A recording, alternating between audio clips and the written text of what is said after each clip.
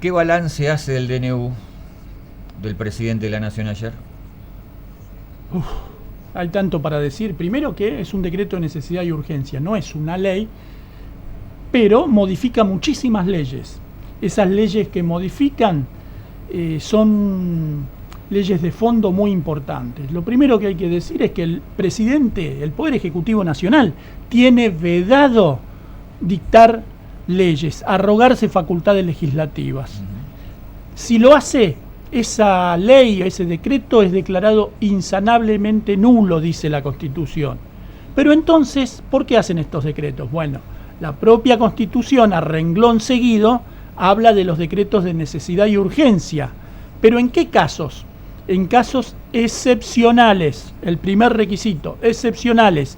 Es decir, que el Congreso no pueda reunirse o no pueda tratar la cuestión, aunque pueda reunirse. Segundo, además le impone, y esto es clave, que exista necesidad y urgencia en el tratamiento. Porque aunque el Congreso no pueda hacerlo hoy y mañana, si no hay urgencia, si no es algo que tenga que salir hoy o mañana necesariamente, no se puede legislar por este sistema. Más allá de esto, no se pueden ni modificar las leyes tributarias, ni modificar el Código Penal, ni la ley de partidos, ni la ley electoral, y algunos otros puntos que están en la Constitución que requieren sí o sí ley. En base a esto, lo primero que uno piensa, sin haber todavía haber entrado en eso, que cuando veía los anuncios ya era abiertamente inconstitucional.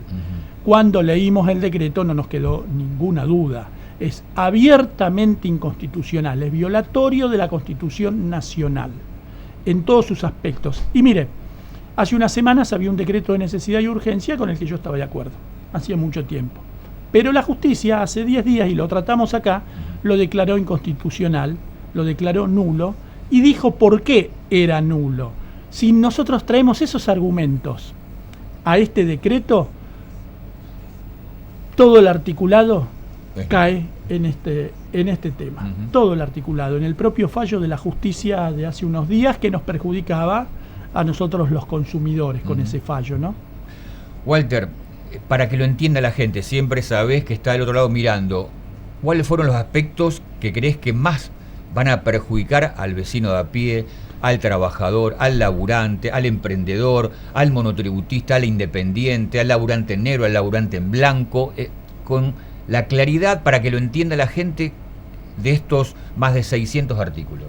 Hay tres formas de verlos. Hay algunos artículos, algunas derogaciones de leyes que te diría que pueden pasar desapercibidos, que tienen alguna importancia, aunque igual es nulo el decreto, tienen alguna importancia, pero no superlativa para la gente. Hay otra serie de decretos, de puntos de este decreto, que evidentemente están hechos a la medida de algunas empresas, sobre todo de grandes empresas monopólicas. Y hay una serie de articulados que, además de estar hechos a favor de algunas empresas, nos perjudican de una manera increíble. A ver, el tema de alquileres. Hay 9 millones de inquilinos en Argentina. Ellos están hoy con la picota en la cabeza, la espada de Damocles en la cabeza. ¿Por qué? Porque el contrato se puede hacer por el plazo que quieran. Por ahí están hablando de que el contrato tiene un plazo mínimo de 2 años. No, no dice eso el decreto. El decreto dice que si el contrato no tuviera plazo, será de 2 años como mínimo. Pero si nos reunimos y hacemos un contrato de 6 meses, tiene 6 meses de vigencia. Segundo, puede pactarse en la moneda que elijamos. De común acuerdo elegimos la moneda. Fíjese, si usted inquilino puede hacerlo. Si decidimos que sea el dólar, es el dólar, el euro, el euro. Pero va más allá. Si decidimos que sea el litro de nafta super, es el litro de nafta super. Es decir, cualquier moneda. Incluso estos que son bienes, no son monedas. Además, establece que la actualización no podrá hacerse por periodos menores a un mes. ¿Qué le está diciendo? Que pueden actualizarle el alquiler cada 30 días. Pero usted es libre de firmar o no firmar. Usted es libre de irse a vivir abajo un puente o de continuar alquilando con estas normas. Y alguien me dice, bueno, pero a mí me favorece porque tengo 2 casitas en alquiler. Podría ser,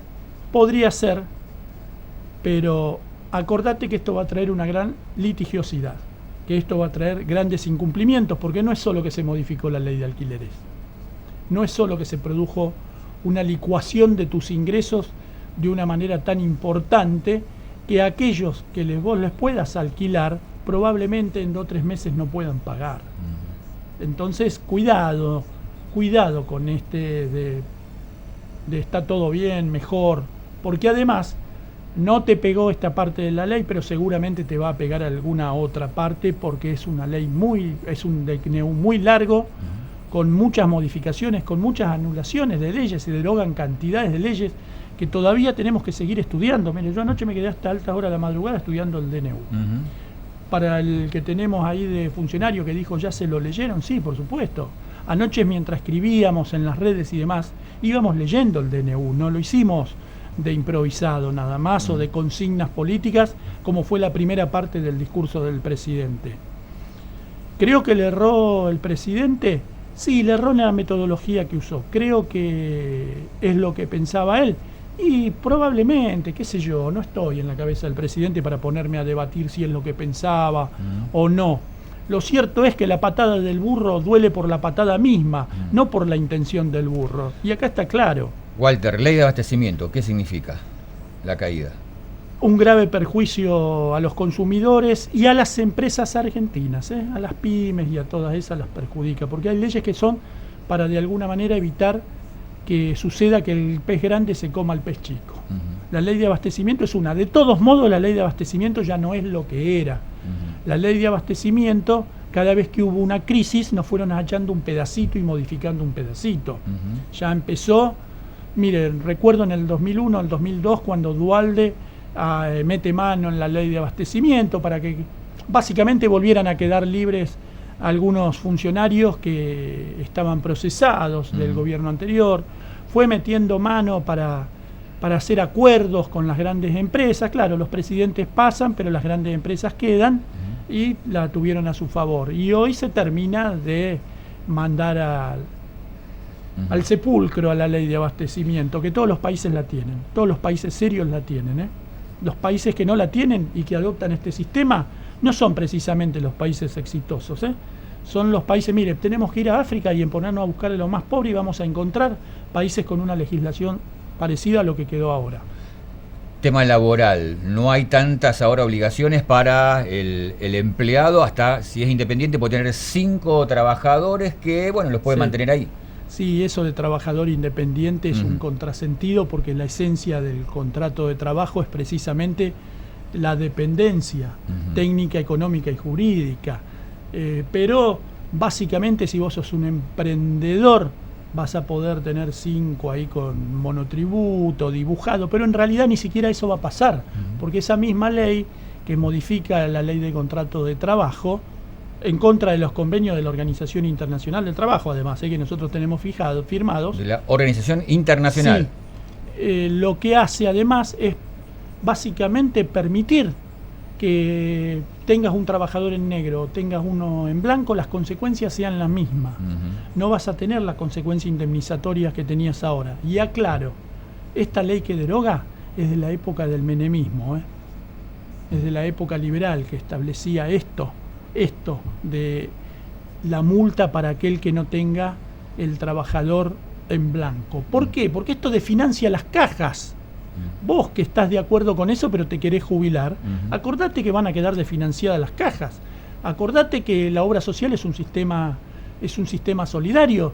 Si vos estás pagando es porque tiene que haber muchos también pagando para que salga accesible para todos y se le pueda prestar un buen servicio a todos. Que el servicio podemos discutirlo, la calidad, pero hay algo que es básico. Si no hay quienes aporten, el servicio desde ya va a ser peor y hasta a lo mejor tenés que recurrir a la privada. Pero ¿qué pasa? Este decreto también se mete en este tema y libera de alguna manera los precios, de alguna manera no, los libera, sí. Establece un límite que desde Defensa del Consumidor fue uno de los primeros fallos que sacamos, una de las primeras resoluciones de la Secretaría de Comercio, el fallo Medicus, atacaba a la empresa Medicus precisamente porque a una persona mayor, por el solo hecho de cumplir la edad, le aumentaba el valor de manera significativa, por lo cual no podía seguir pagando y se tenía que ir. Entonces vos pagaste muchos años cuando eras joven y casi no la usabas, y cuando cumpliste edad ya como para empezar a utilizar los servicios, te la aumentan de tal manera que te tenés que ir. Pero esta ley le pone un límite, el triple de lo que le cobran los jóvenes, es el límite que pone esta ley. Mire, si usted pagaba 10 y se lo aumentan a 30, dígame si va a poder seguir pagando, no es tan fácil. Está hecha la medida de los empresarios. Tema medicamentos genéricos. A ver, no prohíbe el genérico, pero el médico puede recetar por marcas. La ley de genéricos que decía que no tenía que recetar por marcas, tenía que recetar por la monodroga. Algunos, por costumbre, y que estábamos de acuerdo con estas medidas cuando se tomaron, que peleábamos, que dejamos horas en las discusiones para que se tomaran estas medidas, lo hicimos siempre, vamos y pedimos el genérico. Pero hay otra gente que no. Hay otra gente que dice, a mí el médico me recetó tal medicamento, yo quiero tal, pero es 3 veces más caro, señora, está pagando la marca, acá tiene el genérico, y no, pero mire a ver si me pasa algo, porque es lógico, la gente confía en su médico. Ahora, ¿por qué receta de una empresa y de otra no ese médico? Sí, porque para él le parecerá mejor. O será porque la empresa tiene mejor tratamiento para con él. Les recomiendo antes que terminen de cortar Netflix, les recomiendo unos documentales y unas películas que hay en Netflix sobre medicamentos y salud que son muy realistas, porque son hechos reales que pasaron. Walter, el tema de góndolas también, en tal sentido. La ley de góndolas no se venía aplicando. Pero posibilitaba que una pyme, una pequeña empresa, tuviera algún lugar visible para que pudiéramos adquirir los productos. Si hubiéramos tenido otro tipo de regulación, la ley de góndolas no sería tan necesaria. La ley de góndolas fue necesario como un parche a lo que teníamos, que ahora ni siquiera vamos a tener esa ley. Esto perjudica notablemente a las pymes y medianas empresas, las perjudica y apunta y protege el negocio de las más grandes, como siempre decimos, de las hermanitas, que son las que se ponen de acuerdo, cartelizan el mercado y mandan, ponen precios, marcas, todos. Walter, ya se nos va el tiempo, ya está la doctora Franco. Dijiste, es inconstitucional, pero está en vigencia, claro, el DNU. La pregunta es, ante este rosario de padecimientos, ¿hay dirigentes, hay legisladores que puedan cambiar el rumbo de lo que el presidente acaba de firmar ayer junto con Sturzenegger, que muchos dicen es el gran hacedor de este paquete tributario? Sí, el presidente dijo que Sturzenegger y Chirilo eran los dos ideólogos de la consultora de ellos, son los ideólogos de este DNU. A ver, una golondrina no hace verano. El poder legislativo está siendo avasallado, pero también es cierto que necesitas juntar número. Si no tenés el número, esto sale. Yo creo que se para con la gente. Es la gente haciendo notar su disconformidad como se paran este tipo de medidas. Y no tiene que ver con que el presidente haya asumido hace 10 días o hace 4 años. Tiene que ver con lo perjudicial o no de una medida. Claro. Esta medida, ni los militares se animaron a tanto, salvo en materia de derechos humanos, que el decreto no se mete con ese tema, y los militares sí se metieron, y feo. Sí. La realidad es que ni los militares hicieron esto. Así tan rápido. Ni los militares hicieron esto. No, busquen la historia un DNU que tenga... A ver, el DNU fue constitucionalizado en el 94, pero fue constitucionalizado para poner límites. Claro. Límites a lo que pasaba antes. No es que se constitucionalizó para permitir que cualquiera haga DNU. En realidad, los DNU correctamente aplicados en Argentina son los que tienen que ver con la pandemia, que tuvimos una excepcionalidad y necesidad y urgencia. Claro. Eso es. Después hay algunas interpretaciones de la Corte con respecto a la materia económica, los DNU de Menem sobre el tema, el DNU que no eran DNU en aquel momento, pero el DNU de Alfonsín, del Plan Austral y demás, que la Corte lo constitucionalizó, dijo que eran válidos en tanto había que inmediatamente anunciar todo de golpe para evitar que la especulación financiera, si se manda al Congreso, hiciera trapisondas. Pero de ahí al Congreso. Claro. De ahí al Congreso. Acá hay una comisión bicameral que lo tiene que estudiar, emitir un dictamen, ese dictamen va al plenario, tiene que expedirse, cada cámara por separado. Por el otro lado está el control judicial, que veremos. Le tengo poca fe también al control judicial, obviamente, con esta corte sobre todo, con estos tribunales sobre todo. A lo mejor en el marco laboral no, porque los jueces laborales tienen otra visión, otra formación, y es demasiado alevoso lo que ha pasado en el marco laboral, es demasiado alevoso. Nos metió a los trabajadores en una inestabilidad total. Claro, algunos pueden estar de acuerdo, nos ocurre a nosotros, yo tengo clientes a los que tengo que asesorar, y obviamente algunos tendrán que abrazarse a este decreto, pero que la gran mayoría de la gente, de la población, va a ser perjudicada, no tenga ninguna duda, y esto no tiene que ver con la posición política de cada uno. Está claro. Gracias, Walter. Te seguiremos invitando más que nunca ahora, ¿eh? Hay mucho para decir Hay de este mucho. decreto, la verdad que tendríamos horas. Te esperamos la semana que viene. Y aquí estaremos.